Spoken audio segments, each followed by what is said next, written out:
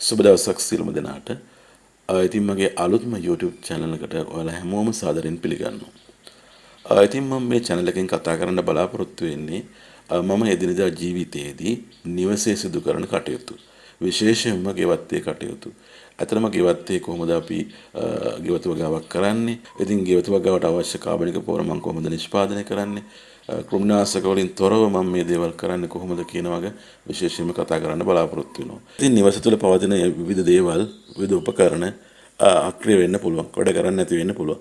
අන්න ඒ වගේ අවස්ථාවක අපිට හැකි පමණින් ආයතනයකට නොගොස් කොහොමද මේව අලුත් වැඩියා කරගන්නේ කියන එක මම සාකච්ඡා කරනවා. ඉතින් නිවස ආශ්‍රිතව කළ හැකි යම් දේවල්, අපි විසින්ම කළ හැකි දේවල් ගැන මේ channel එකෙන් මම කතා කරන්න බලාපොරොත්තු වෙනවා.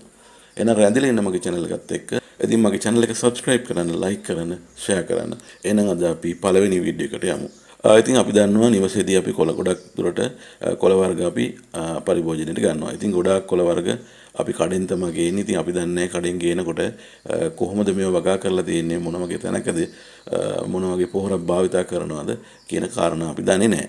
ඉතින් නිවස තුලදීම අපිට අපි දන්න විදිහට කාබනිකව අපිට මේ කොළ වර්ග වගා කරගන්න පුළුවන් නම් අපිට බය නැතුව මේ කොළ වර්ග ආහාරයට ගන්න පුළුවන්.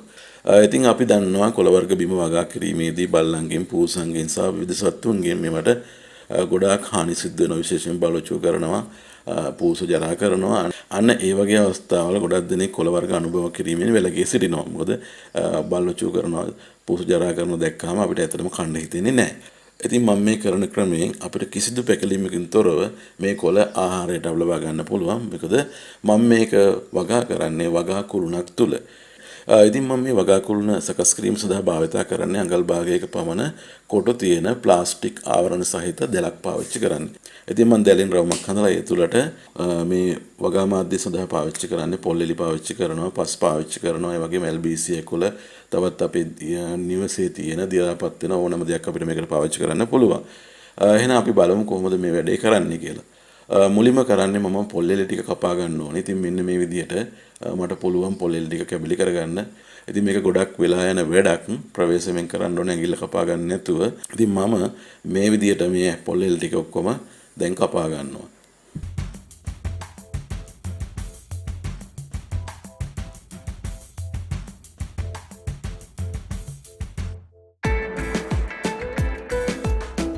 ඉතින් අපි දැන් කරන්න යන්නේ මෙන්න මේ වගේ දැලක් තමයි හදන්න යන්නේ. ඉතින් මම කලින් හදපු එක තියෙනවා. ඒකේ සයිස් එකට මම දැන් මේ අලුතෙන් හදන එකත් හදන්න යනවා. එහෙනම් මම ටේප් එකක් අරගෙන මේ විදිහට මේකේ මෙෂර්මන්ට් එක ගන්නවා කොච්චර දුරක් මම දැල කපන්න ඕනද කියලා. ඉතින් මම බැලුවා අඟල් 44ක වට ප්‍රමාණයක් තියෙනවා. එහෙනම් දැන් මම කම්බි රෝල අරගෙන මේ විදිහට අඟල් 44ක් දැන් මේකෙන් කපා ඉවත් කරන්න යන්නේ. ඉතින් මට උදව් කරනවා මගේ පොඩි දුව. ඉතින් අපි දෙන්න එකතු වෙලා මම දැන් දැල කපන්න යන්නේ මෙන්න මේ විදිහට. මුලින්ම අපි ටේප් එක අරගෙන මේ විදිහට අඟල් 44ක් මැන ගන්නවා.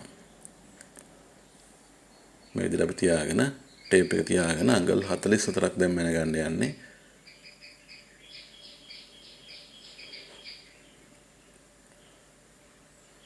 right. ඔන්න දැන් අපි අඟල් 44 හරියට මැන ගත්තා. දැන් මෙතනින් මම කම්බි දැල වෙන් කරන්න යන්නේ. right. ඉතින් මේ වගේ මං ගාව තියෙන පොඩි වයර් කපන අඬුවක්. මම ඒ අඬුවෙන් මේ විදිහට මම මේක දැන් දැල කපාගෙන යනවා.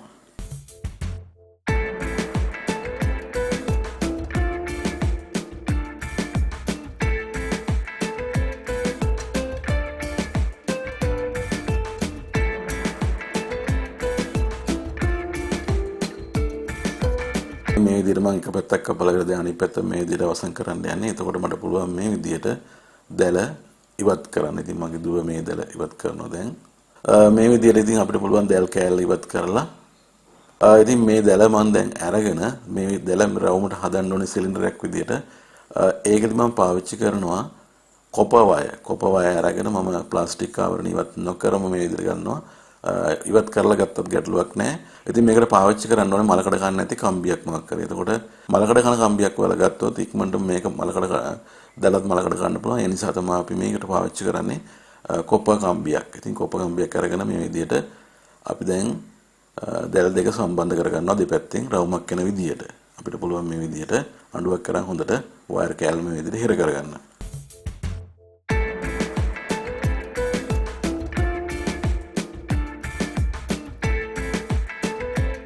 ඉතින් මේ විදිහට මම තැන් කීපයකින් මේ දැල මේ විදිහට සම්බන්ධ කරා.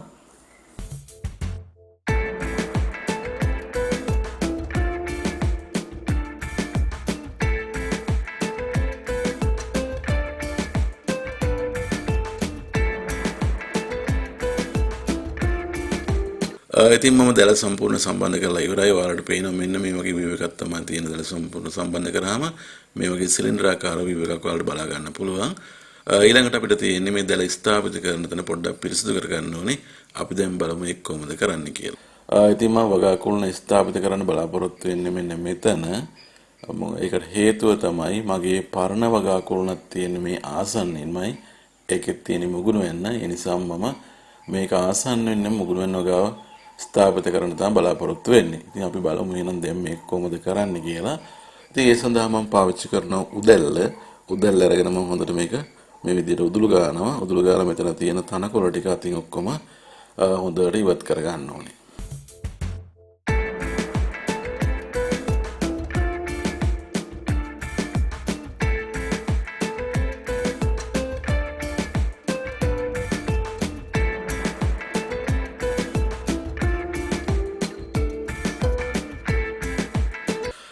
ඉතින් මම මේ විදිහට මෙතන සුද්ධ කරනකොට මට හම්බුණා කංකුම් දළු කීපයක්. ඉතින් මම මගේ දුවට දැන් මේ කංකුම් දළු ටික දෙනවා. අපි බලමු දුව මොකද්ද මේකෙන් දැන් කරන්න යන්නේ කියලා.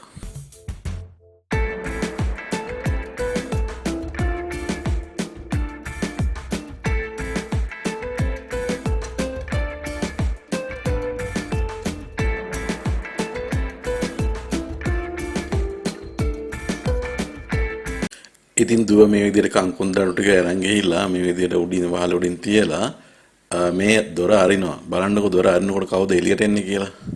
ඉතින් මේ ඉන්නේ අපේ ඉඩමේ පෝර මැෂින් 3. ඉතින් මෙයාලා දෙන පෝර වලින් තමයි අපි අපේ පැලවලට පෝර දාන්නේ. කාබනිකව අපි ගොඩක් වගා කරන්නේ මෙන්න මේ 3 දෙනාගේ පෝර වලින්. ඉතින් බලන්න මෙයාලා කොච්චර ආසාවෙන් කංකුම් කනවද කියලා. ඉතින් අපි හැමදාම මෙයාලට කංකුම් බතල වගේ ඩබල් දබා දෙනවා. ඒ වයින් ලැබෙන පෝර වලින් තමයි අපි අපේ ඉඩමට අපි පෝර දාන්නේ. ඉතින් මම තව දෙයක් පෙන්නන්නම් අපේ ඉඩමේ තියෙන.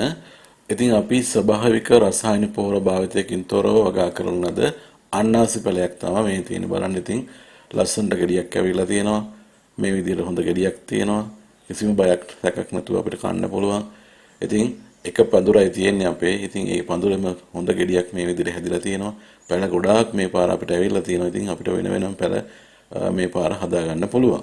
ඉතින් අපි පරණ වගා කරන දිහා බැලුවොත් අපිට පේනවා කංකුම් පඳුරු කීපයකුත් මේ විදිහට තියෙනවා. ඇත්තටම මේක ගොඩක් කංකුම් තිබ්බා. මම කංකුම් දැන් ඉවත් කරලා තියෙන්නේ ගොඩක් මේ කංකුම් ආහාරයට ගත්තා අපි දෙපාරක් තුන් පාරක්. ඉතින් අපේ කලින් වගා කරන බැලුවොත් ඒකෙත් මැදින් තියෙන LBC ලියක් එක හොඳට පැලවෙලා තියෙන්නේ. ඒ විදිහටම මම මෙතනට පාවිච්චි කරන LBC ලියක් මේ විදිහට මම කපා ගන්නවා.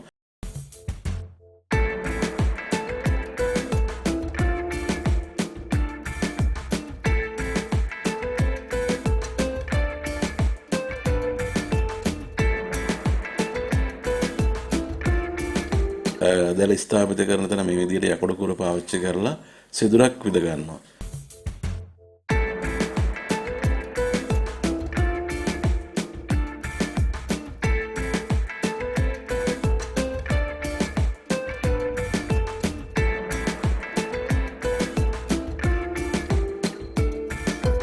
ඒ සිදුර විදගෙන මම මේකට LBC එලය මේ විදිහට ඇතුල් කරනවා.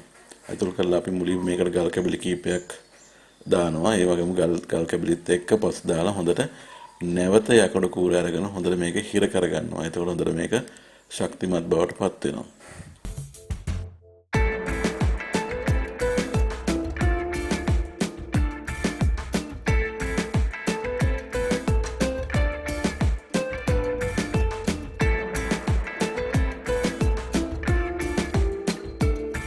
මේ විදිහට අපි එහෙනම් දැන් දැල මේකට ඇතුල් කරනවා. දැල ඇතුල් කරලා දැන් අපි මේ දැල දැන් මේ පොඩි වලක් වගේ කපලා දැන් අපි කරන්නේ මේ වටේට තියෙන පස් ටික දැල වටේට මේ විදිහට දානවා. දාලා හොඳට හිර කරනවා. එතකොට දැල පිටට පයින්නේ නැහැ. මේ විදිහට හොඳට හිර කරනවා.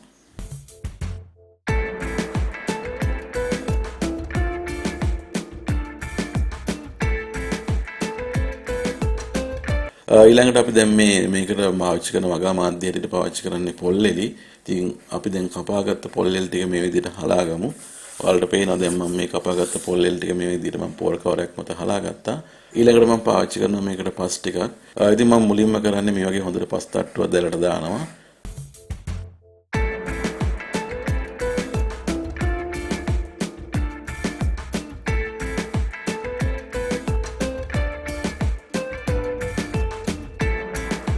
දැලට දාලා ඊට පස්සේ තමයි මම පොල්ලෙලි යම් තට්ටුවක් මේ විදිහට දාන්නේ.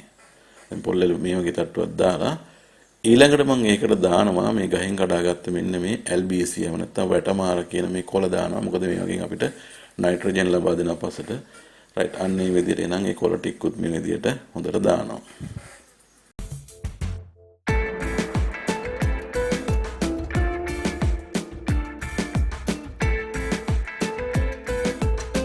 මේ ආකාරයෙන් පස් තට්ටුවක් නැවත පොල්ලෙලි තට්ටුවක් නැවත කොළ තට්ටුවක් නැවත පස් තට්ටුවක් පොල්ලෙලි තට්ටුවක් කොළ තට්ටුවක් වශයෙන් මේ කුළුණු සම්පූර්ණම අපි මේ විදිහට තට්ටු වශයෙන් මේක පුරව ගැනීම සිදු කරනවා.